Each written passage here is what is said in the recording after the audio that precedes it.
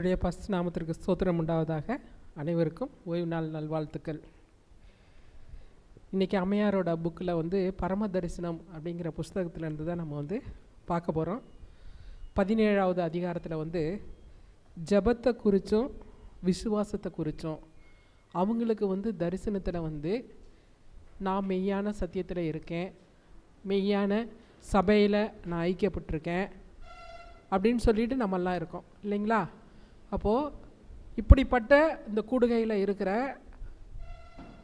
நிறைய பேரோட நிலைமை எப்படி இருக்குது அப்படிங்கிறத தான் குறித்து அவங்களுக்கு தரிசனத்தில் காட்டியிருக்கிறாரு.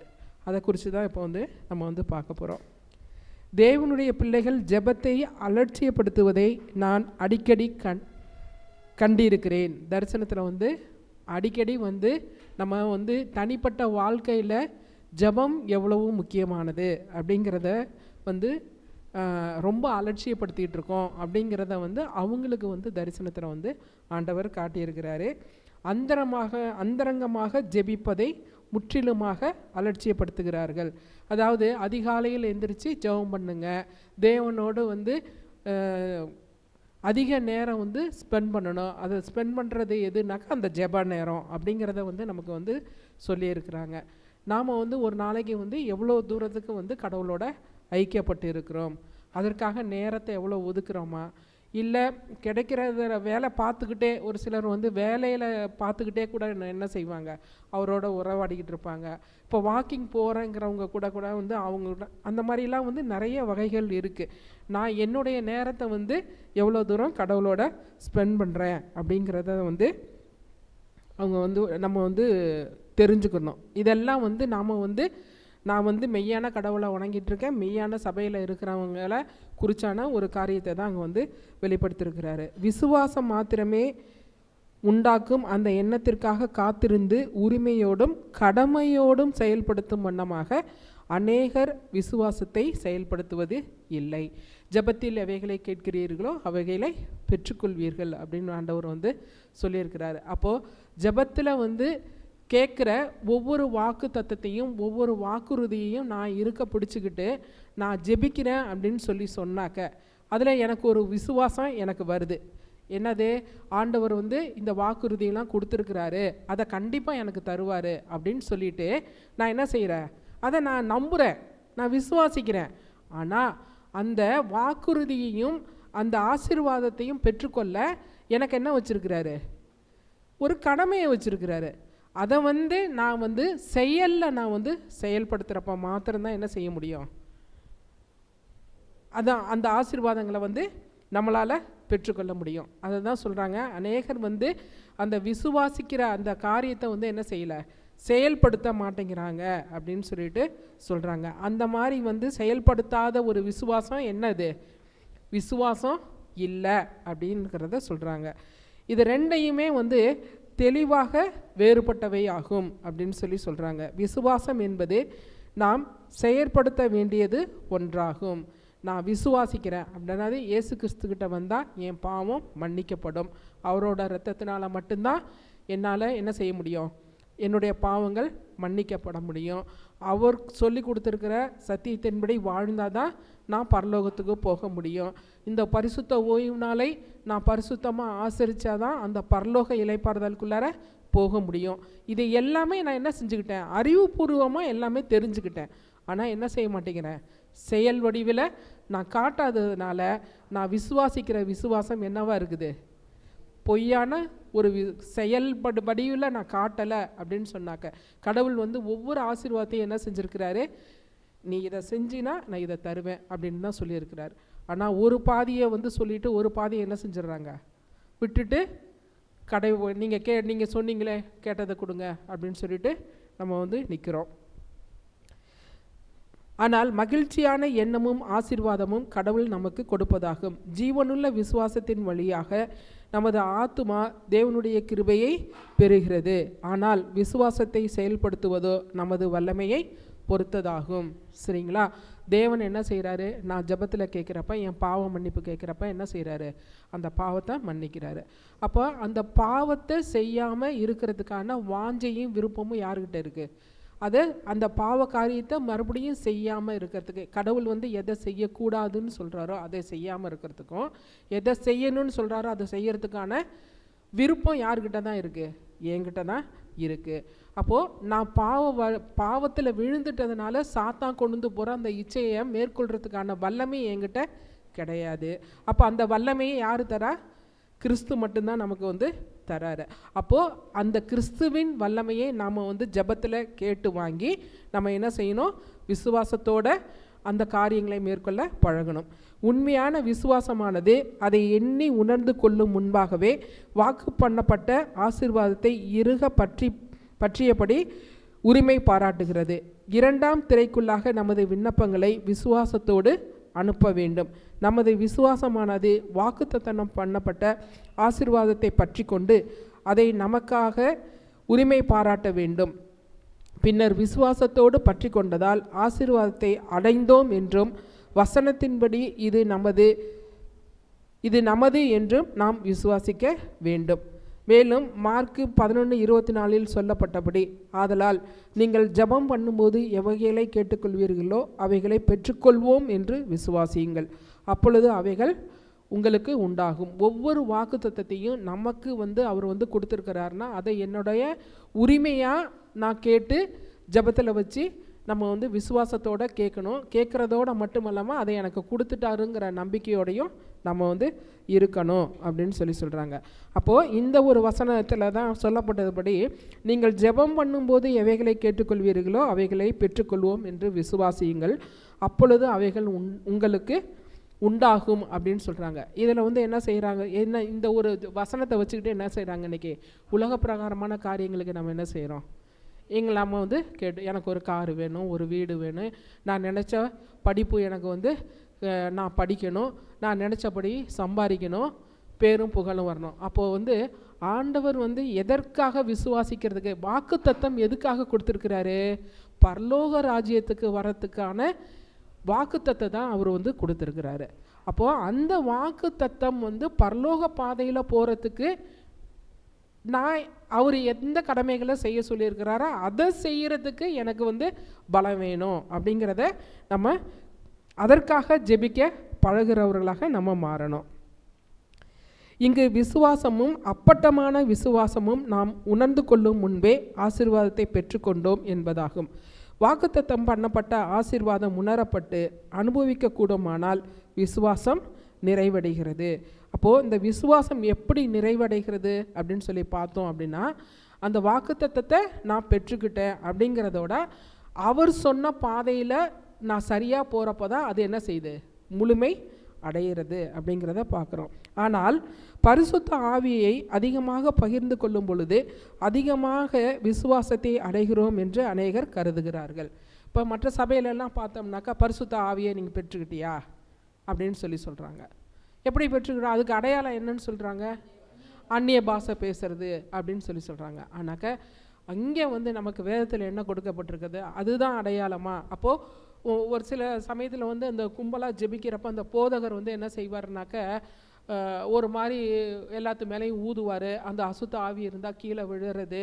அதுக்கப்புறமேலுக்கு பரிசுத்த ஆவியை வந்து பெற்றுக்கொள்கிறப்ப வந்து அவங்க தலையில் கை வச்சு ஜெபிக்கிறப்ப அவங்க ஒரு மாதிரி ஷேக் பண்ணி வந்து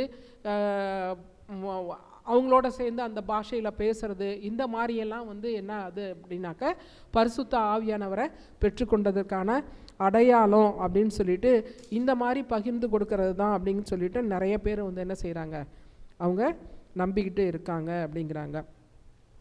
அந்த பரிசுத்த ஆவியின் வல்லமையை உணர்ந்தால் ஒழிய விசுவாசம் இருக்க முடியாது அப்படின்னு சொல்லிட்டு நினைக்கிறாங்க. அப்போ இப்படிப்பட்டதான அனுபவத்துக்குள்ளார நான் போகலை அப்படின்னு சொன்னாக்க என்கிட்ட பரிசுத்த ஆவியானவர் இல்லை அப்படின்னு சொல்லிட்டு எல்லாரும் வந்து நம்பிக்கிட்டு இருக்காங்க அப்படின்னு சொல்கிறாங்க. மேலும் விசுவாசத்தின் மூலம் வருகின்ற அந்த ஆசீர்வாதம் என்னங்கிறதையும் என்ன செஞ்சிடறாங்க? குழப்பி போட்டுடுறாங்க. பரிசுத்த ஆவியானவரின் மூலமாக வர ஆசீர்வாதம் எது?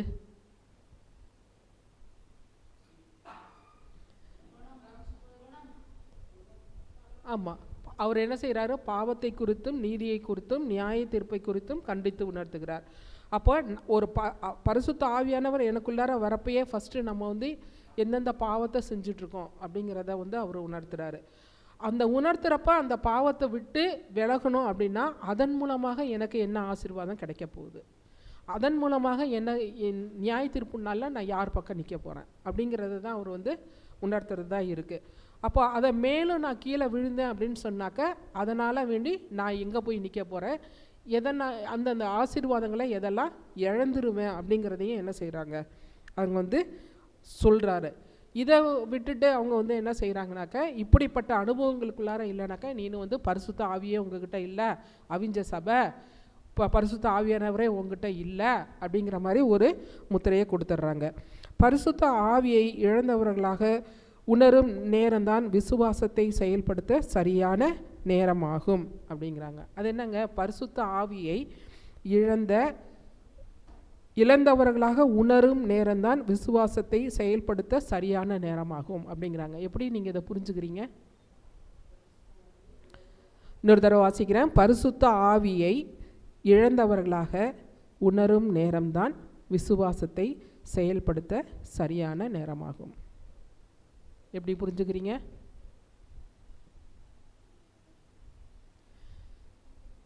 வர காலத்தில் என்ன ஆகும், பரிசுத்த ஆவியானவர் எடுத்துக்கொள்ளப்படுவார். அப்போ இப்பையில் இருந்துமே பரிசுத்த ஆவியானவர் அப்படி கொஞ்சம் தூரத்தில் நின்றுக்கிட்டு ஒரு கஷ்டமான சூழ்நிலைகள், ஒன்று பொய் பேசுகிற சூழ்நிலைகள், ஒன்று கோவப்படுற சூழ்நிலைகள், ஒன்று வந்து திருடுற சூழ்நிலைகள், ஒன்று ஒவ்வொரு கற்பனையும் மீறி நடக்கிறதுக்காக சாத்தான் என்ன செஞ்சிட்ருக்கான், நம்ம முன்னாடி இச்சைகளை கொண்டு வந்து போட்டுக்கிட்டே இருக்கான். அப்போ அந்த சூழ்நிலையில் ஏற்கனவே என்ன செஞ்சிட்டாரு, வேதத்தின் மூலமாக வசனங்கள் மூலமாக நமக்கு ஒன்றையும் போதனையை கொடுத்துட்டாரு. அப்போ எக்ஸாம் எழுதுகிற மாதிரி இந்த சோதனைகள் வர நேரத்தில் அந்த இடத்துல நான் எப்படி கற்றுக்கொண்ட சத்தியத்தின்படி நான் எப்படி நிற்கிறேன் அப்படிங்கிறதான். பரிசுத்த ஆவியானவர் கொஞ்சம் அப்படி விலகி நிற்கிறப்ப நான் செயல்முறையில் எப்படி காட்டுறேன் அப்படிங்கிறது தான் இருக்குது. கோவப்பட சூழ்நிலையை உருவாக்கிட்டு நீ கோவப்படாமல் இருக்கியா இல்லையா, பொய் சொல்கிற சூழ்நிலையில் வரப்போ பொய் சொல்லாமல் இருக்கிறியா இல்லையா, சரிங்களா? அதுதான் பரிசுத்த ஆவியானவர் விட்டு விலகிற நேரத்தில் வந்து நான் வந்து நிற்கிறது. கற்றுக்கொண்ட சத்தியத்தை, ஓய்வு நாள் சத்தியத்தை மீறினா தான் எனக்கு வேலை கிடைக்கும் அப்படின்னு சொன்னாக்க, அப்போ அந்த வேலைக்கு நான் உடன்பட்டு போக போகிறேன்னா, இல்லை ஓய்வு நாள் சத்தியத்தை கடைப்பிடிப்பதன் மூலமாக எனக்கு ஆண்டவர் கொடுக்குற ஆசீர்வாதமே போதும் அப்படிங்கிறதுக்காக நிற்க போகிறேன்னா, அப்போ ஒவ்வொரு கற்பனையும் வந்து மீறி நடக்கிறப்ப வந்து நடக்கிறதுக்கான இச்சைகள் என்ன செய்கிறான், சாத்தான் ஒவ்வொரு நொடி பொழுதும் நம்ம முன்னாடி போட்டுக்கிட்டே தான் இருப்பான், எந்த நேரத்துலையும் விழறதுக்காக. அப்போ அந்த மாதிரி சூழ்நிலையில் கற்றுக்கொண்ட சத்தியத்தின்படி நிற்கிறேனா அப்படிங்கிறத நம்ம பார்க்கணும். திரண்ட இருள் மேகங்கள் நமது மனதில் சுற்றி வட்டமிடும்போது தான் நமது உயிர் உள்ள விசுவாசம் அந்த இருளை கிழித்து சென்று அந்த மேகங்களை சிதறடிக்க வேண்டும். இப்படிப்பட்டமான ஒரு சூழ்நிலைகள், நமக்கு பாவ சூழ்நிலைகள், சத்தியத்துக்கு கீழ்ப்படியாமல் நடக்கிற சூழ்நிலைகள், இதெல்லாம் வந்து இது பண்ணுறப்ப தான் வந்து என்ன ஆகுது அப்படின்னு சொன்னாக்க நம்ம வந்து காட்ட வேண்டியதாக இருக்குது அப்படின்னு சொல்கிறாங்க. அப்போ தேவனுடைய வசனங்களில் நிறைந்துள்ள வாக்குத்தத்தங்களின் மீது உண்மையான விசுவாசம் அப்போ தான் நிலைத்திருக்கும்.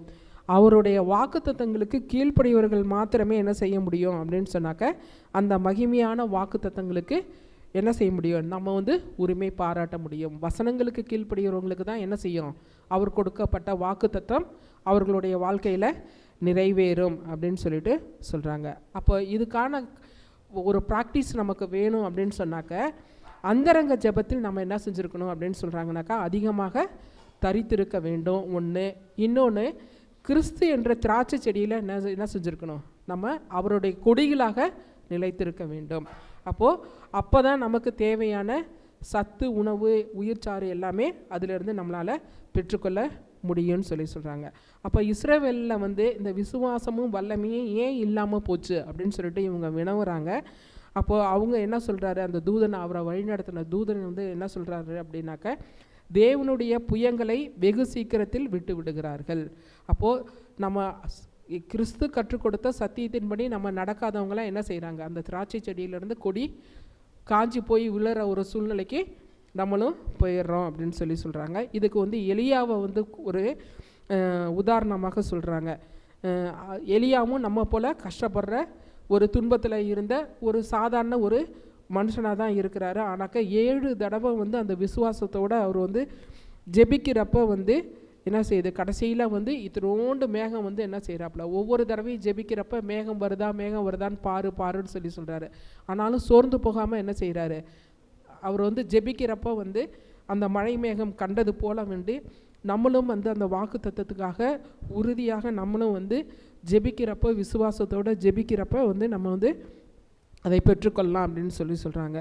அதற்கு மேலாக விசுவாசம் என்னும் கேடத்தை பிடித்துக்கொள், அப்பொழுது உன்னுடைய உயிர் நிலைத்திருக்கும் அப்படின்னு அந்த தூதன் சொல்கிறாங்க. உன் இருதயத்தை பொல்லாங்கனுடைய அக்னியிலிருந்து காத்து கொள்ளக்கூடவாய் அப்படின்னு சொல்கிறாங்க. நமது சத்துரு நம்பிக்கையற்றோரை வழிநடத்தி இயேசுவை அவர்கள் கண்கள் நோக்காதபடி செய்து தங்களையே நோக்கியவர்களாக இயேசுவின் மேன்மையுள்ள தகுதியை பற்றியும் அவரது அன்பு, சிறப்புகள், மகா கிருபை முதலியவற்றை சிந்திப்பதற்கு பதிலாக தங்களின் அவக்கேடான நிலையை எண்ணியவர்களாய் நடந்து சென்று அவர்களது விசுவாசம் என்னும் கேடகத்தை தூர அகற்றி தனது குறிக்கோளை நிறைவேற்றி கொள்வான்.